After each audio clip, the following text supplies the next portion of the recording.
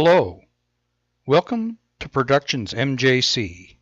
My name is Mark. Today we'll be looking into something that I should have thought of a long time ago, because flat earth long distance communications. How does that work? First blush, you look at it, it looks pretty good. I was talking about flat earth versus globe earth on a video, and a gentleman mentioned the fact that he had worked on some long-range communications stuff and how they set them up. So as we were talking about that, people say, well, what do you think about this? I always bring this up now ever since I found it. The epitome of ignorance, condemning something without investigating it. So I began to investigate it really retrospectively. I thought about this. We were discussing the fact that the person says, hey, the sun doesn't shine very far. That's why you can't see it from the other side with a telescope. But in reality, in real life, we know communications travel around the world, across the world, however you want to look at it. So let's investigate what's really going on here. Now, the Loran Sea system was basically the GPS of the sea for quite a while before GPS was even invented. Certain antennas are set up at certain distances, and you can find your way and navigate with the Loran Sea system. Well, the reason I know about that is because I bought my first radio at 16 years old, and almost 40 years ago, the Amateur Radio Relay League, they will be very accommodating. You walk up to them and say, I'm interested, and that's all you got to say. They'll pounce right on it. They actually have fairs where you can go see their stuff, listen to them communicate with people around the world. These are not government people. They really don't have anything to do with the government at all. They are the backbone of any disaster. They will be the first people on the front lines to help us out in the event of a natural disaster, and have been for many, many years since the invention of the radio. Now, I deal mostly with the 2 meter and 70 centimeter. I have a dual band radio, and I remember I started to think, and it just hit me the side of the head, why one way works and one way doesn't. Well, here's the newest incantation of the flat earth, this map they have. I have other videos that show why this one doesn't work, but let's just for now, it's flat. Radio communications should be fairly simple between any point on that flat map. And in reality, there are certain times when communication between one point and another around the world doesn't really work. Sometimes it does. I remember bouncing a signal back in the early 80s and meeting a gentleman by the name, he went by the handle of Brother Jim in California, Southern California, and we met and had some fun together. And as I remembered, something else though, moon bounce, EME. What is that, and what are we talking about? So, and flat earth moon bounce, will that work? Will globe earth moon bounce work?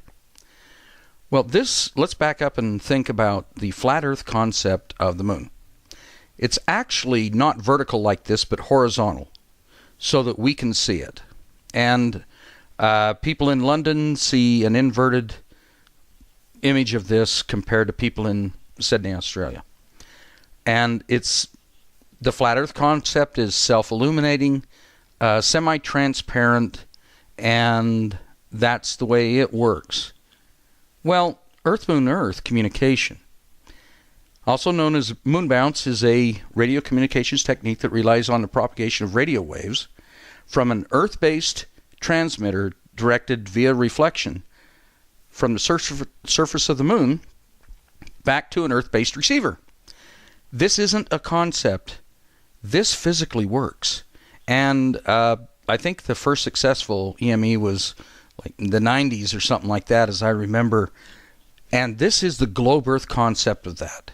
Now, the flat Earth would have that disk moon acting like a mirror, which, we can't really rule that out because that's a theory, even though their moon is semi-transparent, so the radio waves should pass through it instead of it being a rock so the signal bounces off. And anybody who's driven in a car with an FM radio and hears the picket fencing, they know how signals can bounce and move around. Well, here's the flat Earth concept with the moon floating 3,000 meters above.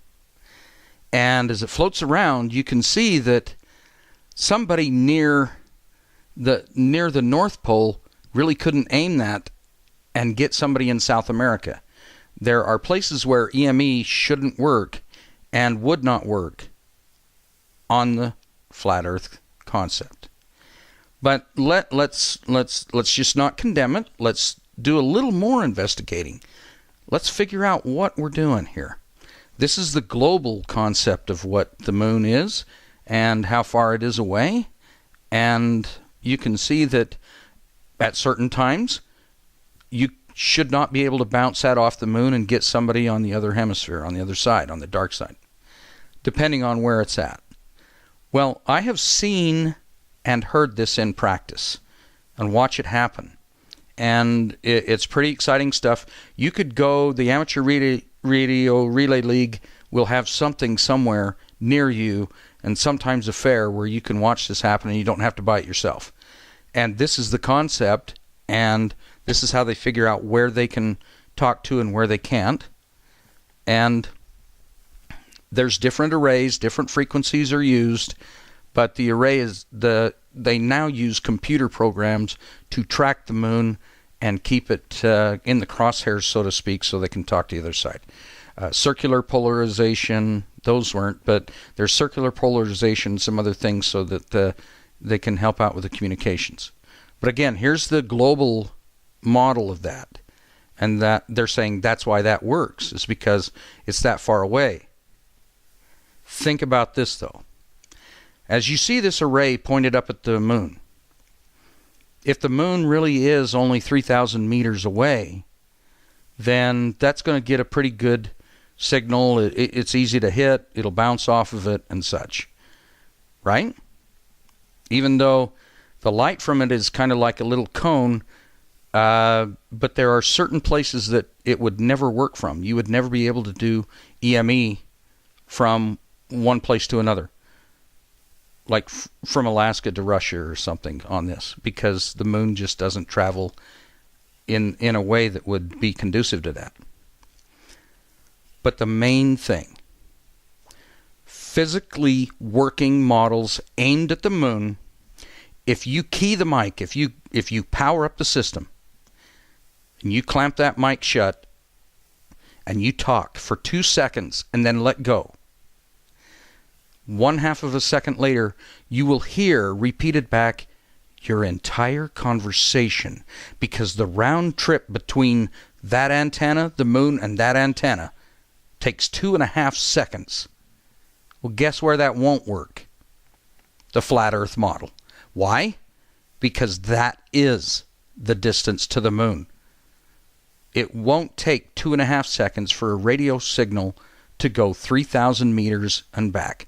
It doesn't take 2.5 seconds for a radio transmission to travel 6,000 meters. It just doesn't. The flat Earth folks, they don't want you to teach the truth. They want you to teach controversy. As a matter of fact, another gentleman I was talking with, he even wrote, "We don't care if we're right or wrong. That's not the point. The point is, we can choose what we want to choose without having to listen to somebody in authority tell us what the right answer is." So I wrote back and I said, well, that really doesn't make sense. If the police set up barricades and tell you the road's blocked and you drive around it and go off a cliff because the bridge is out, how smart is that?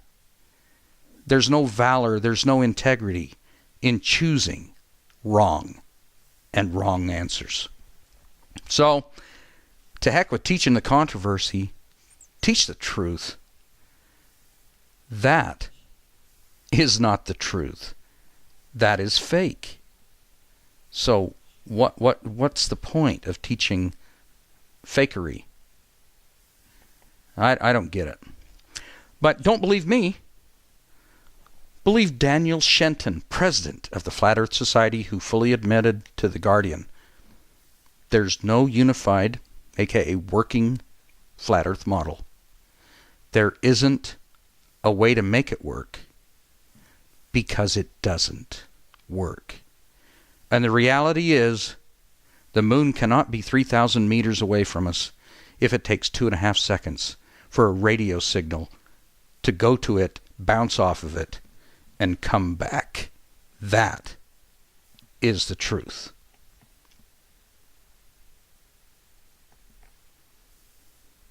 Well, thanks for watching. You know, I know for some people, they won't believe it. Go to an amateur radio relay fair. See that they're not government shills.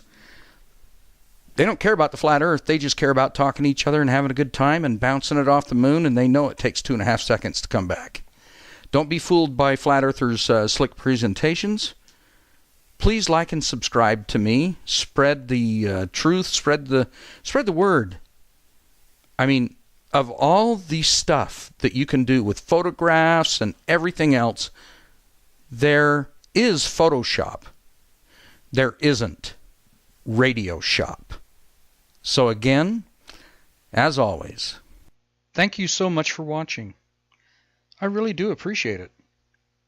This has been Mark with Productions MJC.